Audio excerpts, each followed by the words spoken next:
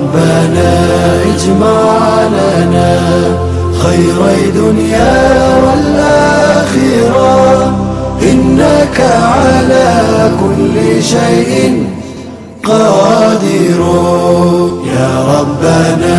بوج المعبان يا ونيان يا ربنا مسكين دكامة باروجنا. بسم الله الرحمن الرحيم. الحمد لله الذي أرسل رسوله بالهدى ودين الحق ليظهره على الدين كله وكفى بالله شهيدا. وأشهد أن لا إله إلا الله وحده لا شريك له وأشهد أن محمدا عبده ورسوله صلوات ربي والسلام عليه. السلام عليكم ورحمة الله وبركاته.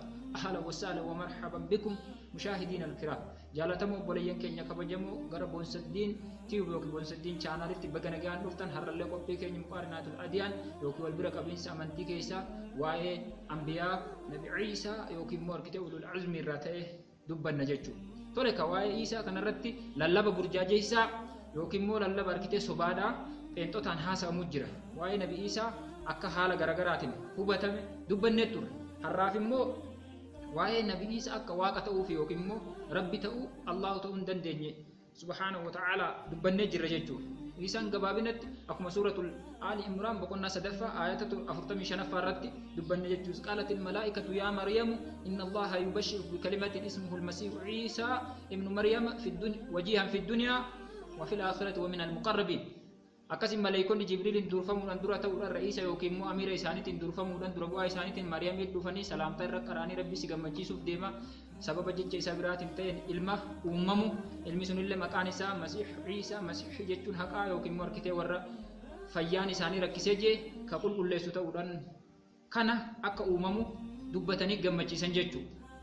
Bifni Quraanaa yoo waa'ee isaa harkitee bal'inaan nuuf ibsu waa'ee nabi Iisaa bakka 25 dubbatee Quraanni waa'ee immoo Matsaaf Quddusii keessatti illee nabi Iisaan akka rabbi ta'uu hin dandeenye walumaan laallee halaallu jechuu akka itti fufnu.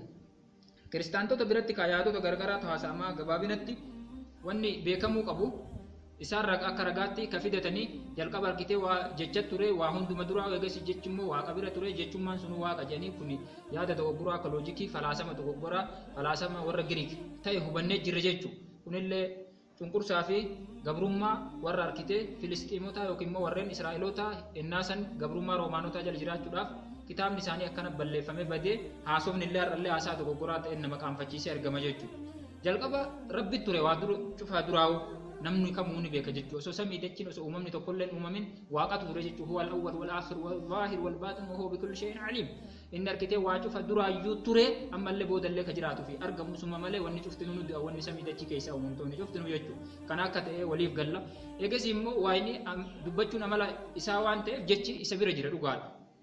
Jecha ni qaba waan inni dubbata dubbii isaa malta jechuudha subhanahu wa ta'ala jechuudha. Akkuma nabi Muusaa fa'aa dubbise kaagaara ture seenaa irra waame. Eegas immoo wantoota uumamtoota uumame kana guutuu isaa maaliin uume rabbiin jecha saniin uume jecha isa bira jiru saniin uume. Wantoonni nu argamne anallee dabalatee isinillee dabalatee uumamtoonni cufti isaanii jecha saniin argaman.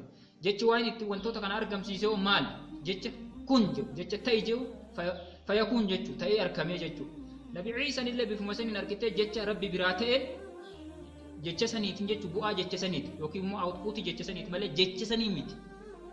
Jecha rabbi yoo ta'u taate jechi rabbi makhluuqa yookiin uumamaa ta'uu hin danda'u jechuudha. Jecha uumate waan ta'eef inni immoo argitee bu'aa jecha saniitiin argama. Samiin nu gubbaa dhaabbattu tuni utubaa malee dhaabbadhu jee rabbiin ta'e utubaa malee ka dhaabbattu jee taate.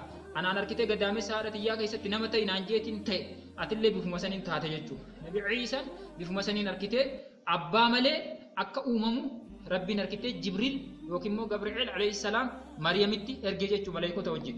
Uguutti ergee jiru itti afuufi jeeni egaa afuufee jeemmoo afuuffaa isaa saniin nama ta'e jeen kun basharan fakkaana bashar nama ta'e jeeni nama ta'e argame namni sun Iisaa ta'e as bahe malee Iisaan argitee jechuma sababa jecha rabbiitiin argame malee jecha rabbiitii miti jechuudha. Ani gabaabinatti ka general speaking haasaa waliigalaa hubbuunii fi siniif dubbadhe waan hubbuu uumam waaqa malee wanni jiru yookiin immoo Allahu malee wanni jiru cuftisaatu uumamaadha jechuudha. Waan immoo Allah subhanahu wa ta'ala waan isa uumeen qabu duruma jira argamaadha. Wantoota uume kana cufaa waan maaliin uume harkaan harkitee akka nuuguu yookiin makiinaa tokko tolchinu biloona kana achi seensifnee kana si baafnee huccuu kana guugoonu miichinee akkas goone kana harkaan waliin nun suphine jechuudha. ta'inuun jee taanee argamne namni kamuu wanni samii fi dachii keessa jiru isaaf ajaja isaa godhaadha jechuudha bifuma saniin taanee argamne Ciisaan illee bifa saniin jecha rabbi biraa ta'een afuuffaa Jibriil afuufe saniin nama ta'e jee ta'e isa qofaa mitaniifat illee wanni of beekuu qabnu eega abbaa fi haati keenya walitti dhufeenya godhanii jedhanii booddee walitti dhufeenyi sun gadaamessa haadha keessatti eega walitti qabamee fertilaayizeeshinii ta'e fertilaayizeeshiniin gara zaayigootii dabra zaayigootiin immoo ergasii gara fiitasii hubbuu ta'e guyyaa 220 gahee boca namaa qabaatee jee maleekaa gadaamessaatti ergamu maleekaan gadaamessaa ergamee hubbuu jee ni afuufa jechuu gadaamessa haadhaa keessatti eegasanii lubbuu horata Isaa qofaa miti alayhi salaam nutti illee maleekaan ergame nutti afuufame izni rabbiitiin ta'ii rabbiitiin nama taane as dhufne jechuu kanaafuu ilmi namaa namni wanni hubachuu fi isaaf galuu qabu waan arkitee wanni isatti fakkaatu hin jiru namni nyaatu namni dhugu fitsum amlaak fitsum saw jechuun wangumaa yaada dogoggoraa akka ta'e hubachuu qabna jechuu waan akkas jedhamu hin jiru waan isadii waan jedhamee haasamu kan ilaalchota dogoggoraa yaada dogoggoraa waa'ee safuu dhabuudha malee kun arkitee waaqa hirrinaan himuu qabnu gabaabinatti akkamii qabachuu qabna jechuu akkuma Maatiyos boqonnaa 5ffaa lakkoofsa 48ffaa irratti waa'ee keessan inni samii keessa jiru sun inni arkitee sinii ol jiru sun akkuma hir'ina hin qabne yookiin muudaa hin qabne isinillee arkitee kan muudaa hin qabne ta'a waan gaarii dalagaa jiru jechuu kanuma haa qabannu nuuf gahaadha jechuu waa'ee hir'ina tokkollee hin qabu hin nyaatu hin dhugu wanni ilma isa barbaachiseef hin jiru nuti ilma wanni barbaannu yookiin immoo wanni arkitee nyaachuu wanni dhuguu barbaannuuf dhiibbaan nurra gawaan jiruuf yoo dhabnee jenne jechuu namni ilma hin qabne qabeenya isaa nama biraa dhaaba waaqa immoo wanni barbaachiseef hin jiru anaasitti illee hajameeti miti kan nu uume waan fedhe dalaguu waan danda'uuf waan gaarii dalaguu waan barbaadu bocee dizaayin nu godhee asirra nu fide nuti immoo arkitee akkuma nama gaarii nama tola nutti oole galata isaa galchuu barbaannu galatoomi jennu waan akkamii galata nurraa dhabaree rabbiin subhaanahu wa ta'ala galateeffachuu qabna yoo galateeffannee waaqa faarsinee jennee maal nu godha jechuu wala in shakartum yoo na galateeffattanii na faarsitanii na yaadattanii galata kiyya qaamaa fi ijaa fi qalbii waan sin harka jiru kun guutuun kiyya ta'uu na galateeffattan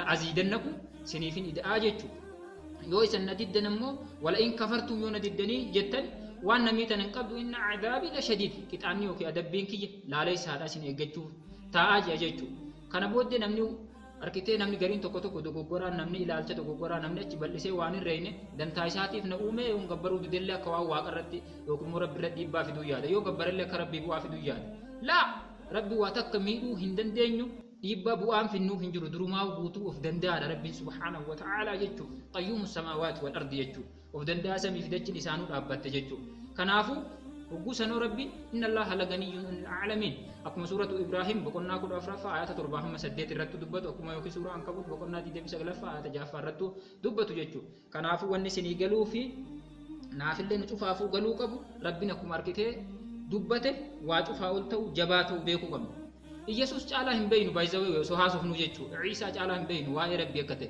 عيسى نوجود دبتو وانجيل يوحنس بقولنا كرنفا لكوب سديدة مي سغلفا رت أبا يوكي وايني kiyya yookiin waa inni kiyyaaf keessan illee inni sun arkitee waa hundumarra caalaa anarrallee caalaa jira jechuudha anarra caalaa jira nuti isaaf inni isaa qaama sadaffaa waaqa goone yookiin waaqa jechuu ni dandeenya namni narra caalaa jira kanaafuu arkitee kanamarran beeka jiru budaadha jeen arkitee budaan ta'ina arkitanii dogoggorina qaanyii hin dhabina jaaladhaa ofii waaqa keessan gabbaraa kabajaadha qabxiin itti aanu qabxiin lammaffaa karan itti dabarsuu barbaadu lallaba sobaa Iyesuus gooftadha jedhu jechuudha lallaba sobaa Iyesuus goofta gooftaa ka jedhamu kuni waa tokko beekuu qabna Iyesuus akkuma yeroo har'aan tan argite doktora kabajaa jedhani gooftaa kabajaa ta'uu danda'a maaliif nama kabajamaa nama jaalatamaa nama dukkana keessa nama waamu ergama garuu gooftaa haqiiqaa dhugaasan ta'uu hin danda'u abadan gooftaan dhugaa tokko qofa akkuma inni ibse jechuudha kanas isa caalaa hin beeynu wangeela Maatiyos boqonnaa 6 lakkoofsa 24 irratti waaqota yookiin gooftota lama wal bira qabdanii hin waaqessinaa yookiin hin gabbarinaan hin jedha jechuudha Iyesuus jechuudha kanaafuu namni kiristaana ta'e eessa akka waaqa sadi godhe lamaa hunayyamu akkasumallee quraana suuratul nahl boqonnaa 16 ayata 51 irratti waqaala Allahu laa tattakhidhu ilaahayni isnayni jedha jechuudha waaqota lama wal bira qabdanii hin gabbarinaa innamaa huwa ilaahun waahidun fa iyyaaya farhabuun waan arkitee tokko qofa tokko malee hin jiru isuma gabbaraa isuma sodaadhaa jira akkasumallee wangeela Maarqos boqonnaa 12 ayata 29 irratti yaa Israa'el na dhaga'i waan kiyyaaf keessanillee tokko gooftaan kiyyaaf keessanillee jedhan gooftaan lama jiraachuu hin danda'u kun soba akkasumallee Yohaannis boqonnaa 20 lakkoofsa 17 irratti maal jedha jechuudha namni Maariyaam jedhamtu dubartiin itti dhuftee Isaa oguu isin yaa barsiisaa yaa rabbuuni jettuun maal jedhe deebiseef ammallee nan qabinnatti hin dhiyaatini ankara gooftaa kiyyaa fi gooftaa keessanii gara waaqa kiyyaa fi waaqa keessanitti hin baane waaqa biraa qabaachuu gooftaa isaa olii jiraachuu yookiin immoo qabaachuu isaa nuuf hima nama ija qabu isaaf gala jenneet amanna jechuu. inna allaha rabbii wa rabbukum inna allaha rabbii wa rabbakum fa'budu haza siraatun mustaqim. akkuma argitee suuraa 43 suuraa quraanaa lakkoofsa 64 irratti akkasumallee suuraa Ali Imraan boqonnaa 3 lakkoofsa 50 takka irratti akkasumallee immoo argitee suuratul Maryam irratti boqonnaa 19 irratti rabbiin dubbate jechuu kana nuuf ibsa. ammas immoo gooftaa hogguu jedhamu gooftaa kabajaa ta'uu akkuma danda'asin hin jenne inni iyyuu hojiidhaan mul'isa jechuu. Yohaannis boqonnaa 13 lakkoofsa 13 irratti barattoota isaatiif warreen silaa sadarkaadhaan isaa gad ta'anii isa jala deeman saniifuu miila dhiqee jechuu. maal mul'ise? ergamtoonni ergaman kun argite akka nugusaa namarratti ta'uu akka gooftaa ummataa hin ta'in ummata argite dukkana keessaa waamuudhaafi bareedinaa fi wal danda'u waliin jiraachuu kabajaa waaqaaf qofa akka gabra ta'an itti agarsiisuudhaaf jechuu. kanaafuu argite ani maal jaasuma keessatti yoo gad deemtanii ilaaltaa wangeeluma argite Yohaannis boqonnaa 13 lakkoofsa 13 kana gaditti deemtanii hanga argite naannoo 20 tugguu ilaaltan ani duuba isa na ergee gadi jira waaqa na ergee gadi jira sadarkaan kiyyeessaa itti wal qixxeessine kunillee akkana laalamuu qaba jechuudha. qabxii sadaffaadhaa lallabni sobaadhaa fi yookiin kijibaa maal isiniif fakkaate? Iyyesuus maal janii amanan jechuudha? Fayyisaadhaa jedhan jechuudha. Iyyesuus fayyisaadha. Iyyesuus qofaa fayyisaanii fayyisaan biraa hin jiru jedhan jechuudha. Hogguu akkanaa jedhamtu namni Iyyesuusitti hin amanin fayyuu hin danda'u jedhan. Dhugaadhaa garuu Iyyesuus qofaa miti fayyisaan. Fayyisaa hogguu jedhamu maali doktoroonni hedduun nama dhukkubee fayyisuutti hin jiranii? Doktora qaamaa osoo hin ta'in doktora qalbiiti. Qalbii kufrii fi cubbuudhaan laaqamtee fi rabbi irraanfatte ka fayyisu ergamtoota karaa ergamtootatti karaa rabbii qofaan dhiqamti jechuudha. Kanaafuu kana jechuun maali? Qalbii dhukkuba kufrii fi dhukkuba shirkiitiin wallaalummaadhaan laaqamtee dukkanooftee cubbuudhaan jette ka kara jaannam deemaa jirtu jaannam irraa baraaruudhaan kara jaannataatti geessu jechuudha. Fayyina akkanaa kana fayyisuu ka danda'u Isaa qofa osoo hin ta'in yookiin Yesuus qofa osoo hin ta'in ergamtoota cufa jechuudha. Kana isaan mataa isaaniitti fayyisuu hin danda'an ergamaan kamiyyuu jechuudha. Ni waamanii ni harkisiisanii namichi eenyu dhiifama gaafachuu qaba eenyu qofatu nama fayyisuu danda'a qalbii namaa eenyu qofatu dilii irraa xahaarsuu danda'a isaan si waamanii daandii si harkisiisan rabbi khaaliqu samaawaati wal ardi jechuu rabbi qofa Allah subhanahu wa ta'ala rabbiin ni hima jechuu hogguu himee jechuu suuratu Ali Imraan boqonnaa 3 ayata 135 irratti jechuu waman yaghfiru dhunuba illa Allah ja eenyu rabbi malee namni dilii namaa namni waan balleesse nama araarame qalbii namaa harkitee summoofte jette fayyisaan rabbi malee hin jiru ja akkasumallee argite macaafa Isaayyaas raajicha zabbiqoof Isaayaa boqonnaa 43 lakkoofsa 11 farraatti waaqayyo yookiin waanni gabbaramaa waaqeffamuu qabu ana qofa jedha kitaaba Matsaaf Quddusii keessatti illee ana malee fayyisaan hin jiru jedha. Ergamtoonni karaa fayyisaas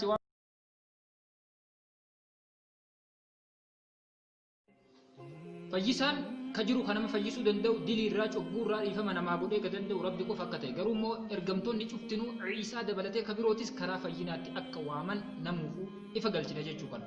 كنافور كتير ربي سبحانه وتعالى سورة الزمر بقولنا سدوم سقلف آية شنتم سدفع الرغود بتقول يا عبادي الذين أسرفوا على أنفسهم لا تقنطوا من رحمة الله إن الله يغفر الذنوب جميعا عاجل ربي ما قف جاك دلي شوفا ولا رب حروانا سب بلسيته جت ربي سيريسا كر ربي ديبيو قبل جت يروك كان فيدمته كنافو كواي فيسا رتك إيسا كفنتاني بايبلي الله قرآن الله جرى جتو كابتن أفرف هذا الله بسوبا في كجيبا كتير كابتن توت الله بمو إيسوس علم واقعيوتي وين أركيتي سملا علم بران كابو جنجتو وأقدروا علم هم برباجي سجتو لا ينبغي لله أن يتخذ ولدا جتو علم كباجو ربي هم برباجي سجتو وان علم تهجي إسا جمسي ستوك الله هم كابو كنافو jechi ilma jiru kun osoo kamitti hubatamee fi gaarii sila akkamitti hubatamuu qabu baayibilummaan mataan isaa jecha kana ni diiganii faallessa jechuudha. Maaliidhaan jechi ilma jiru akka gabricha yookiin tajaajilaa yookiin waaqessaa waaqa tokkoo qofa akka ta'etti nu qajeelcha jechuudha.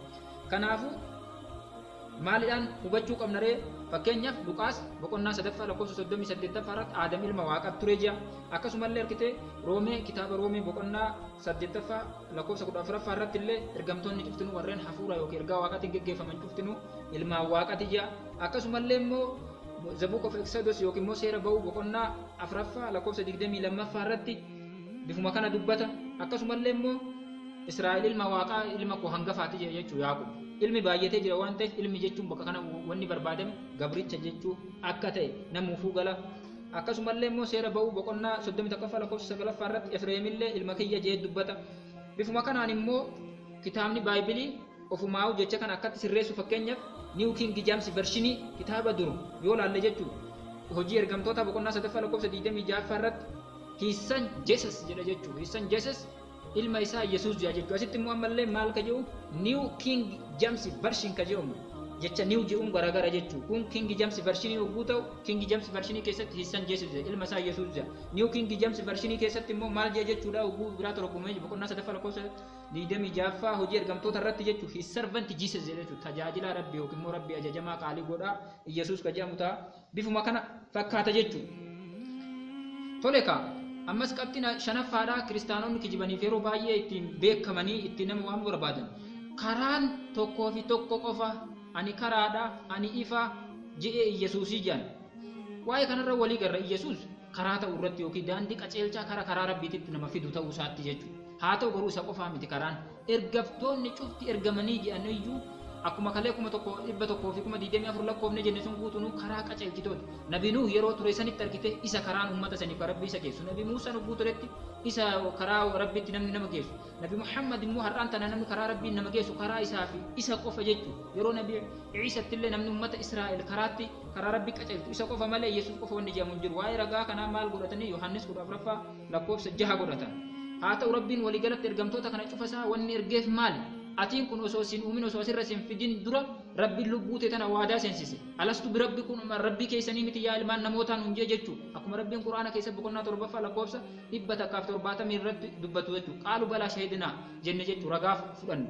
Eegasuma sanii fi Rabbiin immoo ergamtoota ilmi namaa irraanfataa waan ta'eef akka yaadannu waadaa gaafsan seenne jechuudha. Mana keenya gaafsan keessaa baane sababa shayxaanatiin akka yaadannuuf Rabbiin harkitee ergamtoota nutti erge jechuudha. Sababa saniifu fadakkir fa inna zikraa tanfa'ul mu'miniin wamaa khalaqtul jinna illaa wal insa illaa liya'buduun jedha jechuudha. Yaadachiisa jechuudha. Suma yaadachiisuudha ergamtoonni wanni dhufaniif karaa Rabbii. Kanaafuu yaadachuu qabda. Yesuus matuma isaati nu ifa godheen nu hime eenyuuf akka ergamee fi maal akka ta'e jechuudha. Maatiyos boqonnaa 15 lakkoofsa 24 irratti ani kaniin ergameef ummata Israa'el akka loonitti dhama'ee yookiin akka hoolatti karaarraa bahe qofaaf jechuudha. Nutu har'a saba Israa'elii duuba sabni Israa'el gosa 12 qaban nuti saba Israa'elii lakki nu saba Oromoo yookiin Tigree yookiin Amaara yookiin Argobbaa waan adda addaa ta'uu dandeenya. Yesuus nutti hin ergamne jechuudha. Haa ta'u immoo kaayoon ergamoonni ergaman cuftinuu tokko waan ta'eef ergamaa ta'uu isaa ni amanna ni kabajna ni fudhanna jechuudha. Namni Oromoo ta'ee argitee an Israa'el jedhu hin jiru na fakkaata kanumaan rakkachuu jirraa warra tole. Akkasumallee immoo wangeela Maatiyos boqonnaa 5 lakkoofsa 17 amma 20 jechuudha. Ani waa'ee ergamtoota na dura dhufanii faallessuuf yookiin diiguuf hin dhufne isuma mirkaneessuuf dhufe jedhe. Ergamtoonni Yesuus dura dhufan guutuun isaanii Nabi Noohii, Ibraahimii, Daawudii, Salamoonii kunniin cufti isaanii cufarratti nagaan Rabbii haa jiraatu maalidhaan ergaman jechuudha. Waa'ee tokko qofatu jira laa ilaaha illallah kanaan ergaman jechuudha. Kanaafuu al-anbiyaa ikhwaa ambiyoonni obboleeyyan wadiinukum waahid karaan amantii isaaniillee tokko karaa tokkotti garuu shari'aan seerri isaan ittiin gaggeessaa turan akka haala uummataatti garagara ta'aa jee jechuudha. Kanaafuu Rabbiin illee akkuma Quraana keessa boqonnaa 3 yookiin immoo suuratul Aali Imraan lakkoofsa 49 irratti waa'ee Nabi Iisaa gunuuhume wa rasuulan ilaa banii Israa'el jee ergamaa gara banii Israa'elitti ergame jee jechuudha. Waa'ee kana akkana hubattan jeetii yaada. Ergamtoonni cuftinuu fayyina ta'uu fi namni ergamaa tokko qaalii godhe yookiin haaya tole ishii jala deeme maal akkuma nama Rabbii qaalii godheeti jechuudha. Sanuu Rabbiin Quraana keessatti nu himu boqonnaa 4 suuratul Nisaa lakkoofsa 80 irratti man